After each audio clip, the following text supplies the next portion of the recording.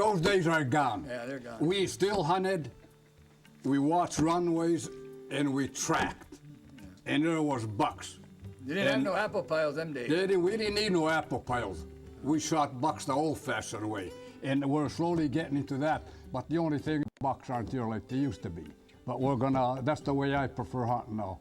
And I don't hunt that much anyway. My job is here to keep the fires going and keep the sauna going. My father-in-law basically taught me everything that I know now. I've gotten a few bucks in my time, and not as many as the old guys, but it was a lot of fun. You know, just learning how to really hunt and not just be a shooter. We don't have any running water. We don't have any electric lights. We don't have a generator. We don't watch the football game on Saturdays or Sundays. I mean, we're here to get along with each other and spend some time. So, you know, that time might be 2 days, might be 3 days, might be a week, but it's really it's important, you know, and it's a good time. The Beaver Creek Lodge in Ontonagon County has a rich history, and it's the job of Norm and Roger Kaarto to see the tradition is passed on. Up next on Discovering, a visit to camp. Plus, and the horns didn't look that big because his body was so big. And so I second-guessed him. I called him back to me. I even second-guessed him again. And then as he was going away, I said, he's pretty nice. Yeah. So I took him. Well, this is the result of 2 seasons for Bonnie Degowski of Copper Harbor. And up next, we'll hear her story. And we'll revisit the best UP buck of 2008. So stick around. It's Monday night, and a deer season tradition for 28 years. Upper Michigan's very own Discovering.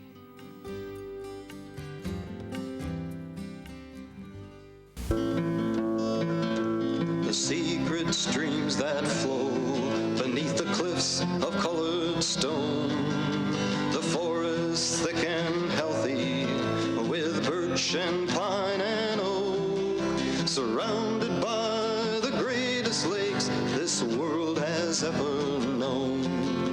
The black bear's awesome presence as he roams the hills and fields, the call of the timber wolf, the loon's lonesome trill, the eagle soaring high above, the trout lies deep and still.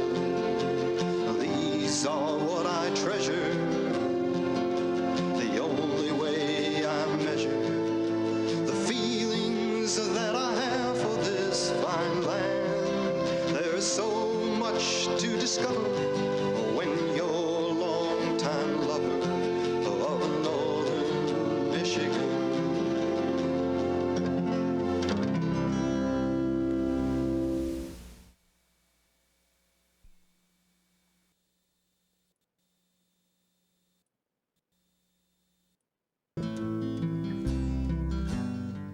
Hi, everybody. Welcome to Discovering. Well, I hope you've had a very safe and successful 2 days of the firearm deer season. Well, tonight we're going to begin the program by going to camp, and I know a lot of you are there. But we're going to go to Ontonagon County and meet the folks at the Beaver Creek Lodge.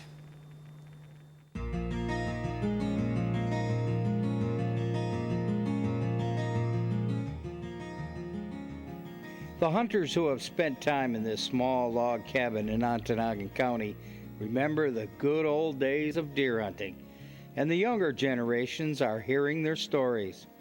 The 2 senior members of camp are Norman Kaarto of Ontonagon and his cousin Roger Kaarto of Chassell. And my dad and uncle started building this thing Labor Day weekend. And the only time they could work on this was in the evenings and on the weekends. And by golly, they had it built for the 47 deer season. They moved in here about 3-4 days before the season started. And so we've had a lot of fun here.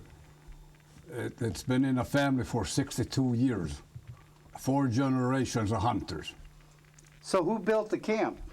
My dad and the brothers. They each had a corner. My dad would work with Uncle Everett over here.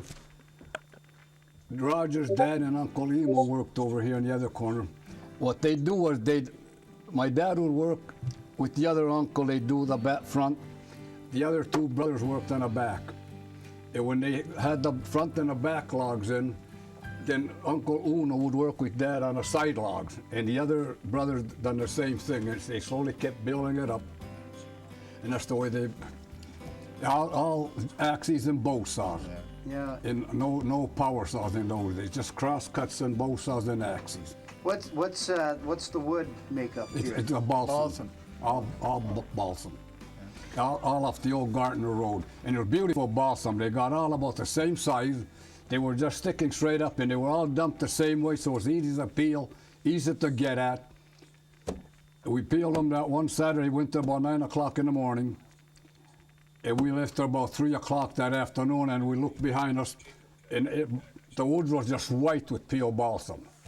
And that's where we started. And you guys have got a lot of use out of this, haven't you? Oh, it's been beautiful. We've had more fun here. Raj and I, we trapped here. Before the camp was we trapped here. We trapped muskrats here in 1945. This was all beaver dams all the way down. I'm 9 years old. Yeah, we were hunters, fishermen, and trappers. And I carried the traps as the youngest, and I carried all the Yeah, traps. he'd carry the pack sack. And Bob Looker and I we'd be fighting the muskrat trails. Now, when we look at some of the pictures and we see that the bucks were significantly bigger back then. Oh, What happened? I'll tell You're talking to DNR on that, I don't know. you, in Talk to the DNR. those days are gone. Yeah, they're gone. We still hunted, we watched runways, and we tracked. And there was bucks. You didn't have And no apple piles them days. We didn't need no apple piles. We shot bucks the old-fashioned way, and we're slowly getting into that. But the only thing is, the bucks aren't here like they used to be. But we're gonna. That's the way I prefer hunting now, and I don't hunt that much anyway. My job is here to keep the fires going and keep the sauna going. But And you peel, guys, and peel potatoes. Yeah, peel potato. but you guys have had some real significant bucks. Oh, we've got. over the years. We shot some beautiful racks. Well, the tradition is being passed to the younger generations in camp, like Roger's son Greg and Norm's son-in-law Bob Wink, and now their sons. Thank you, Robert. Salad. And salad. Bunch of that. I think I'm probably the sorriest hunter in this place, actually. It's not for lack of effort, I don't think, but maybe just a lot of bad luck or bad location. But I didn't shoot my first deer till I was probably 27. Yeah, 27. 27, something like that. And I'll tell you, the perfect story is my dad and I had blinds that were probably about half a mile apart. And I'd hunted in my blind all season, and it was a 2-week season for me, luckily. And probably about, almost to the end of the season, it was a beautiful day, 60 degrees outside. And my dad said, "You need to get out in the woods. You need to get out there at 1 o'clock and go sit." I said, "I can't sit at 1 o'clock till dark. I'll go crazy." He said, "Well, if you don't want to go sit, I'll go sit." I said, "Well, you go ahead and go sit.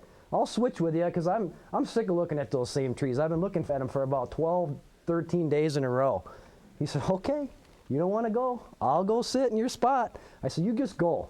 So he went, and I drove in. Well, he went ahead of me, obviously. About 1 in the afternoon, I drove in probably 3, 4 o'clock. I don't remember.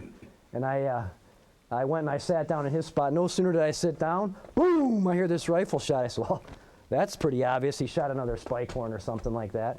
I drove down the road and he's yelling, "Bring a rope! Bring a rope! I don't think you can pull this one. Bring a rope!" So I went in there and he shot a beautiful, beautiful 8-pointer, 210 pounds or 20 pounds dressed, just the biggest 8-pointer I've ever seen. And of course, it was in my spot, but he owes me, probably owes me big, but biggest buck I've ever seen and never got a shot at, I guess. So that's just my luck, and that's the way it goes for me out here usually.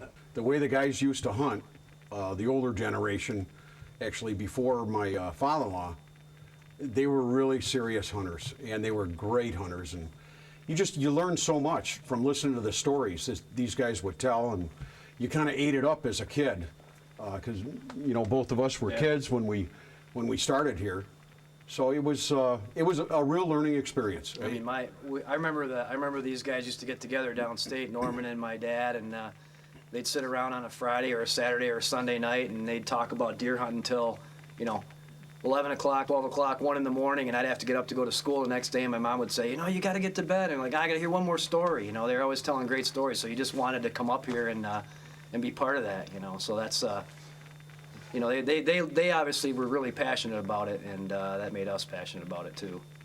You could kind of see the change over the years, between the older generation and then my father-in-law and Roger Kaarto, that just the type of hunting changed. And I think it had a lot to do with the deer population around here.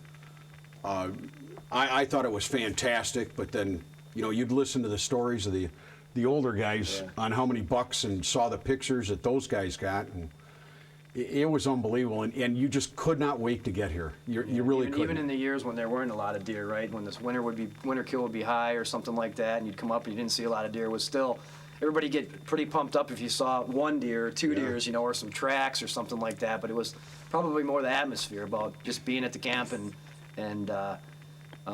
being with the guys, and that made it exciting. Well, this is the Beaver Creek Lodge. 62 years this camp's been here. Here's some of the old guys right here, Roger and Norman. And we have shot our share of the big racks. I don't know how many more we'll shoot, but we're going to have a ball. Well, to seek employment, Roger and Norm both migrated from their beloved UP to Lower Michigan, but they're now retired and back in the UP. And Norm and Roger still relive the old bucktails with one another and enjoy the fact grandkids are now coming into camp, like this get-together at camp last month. I come here and it's like my second summer, I guess you could say, but it's only during the winter. I check all the coolers. I enjoy it every year. I have a ball, and I look forward to seeing my grandpa and everyone else, and it's a getaway. I think the most important thing to get across is that you can't put a price tag on days like today where we get the whole family together and sit down and have meals together and tell stories and hunt and fish. And you just can't put a price tag on this camp and what it means to all of us. What did this camp mean to you guys as far as coming here? It had to be... We couldn't wait to get here. I took 2 weeks off every deer season from the job in Detroit. The year Kenny was born, that's my oldest grandson, that's 30 years ago. My brother came here to tell me that I'm going to be a grandpa. And you would not believe it, but the camps were pitch black. The lights were out. Everybody was in a bunk at 7 o'clock. That's how good hunting used to be. He opened the door and said, okay if I come in? I said, we're all in a bunks. He said, Norm, you're a grandpa. And you got, the boy's name is Kenneth Wink.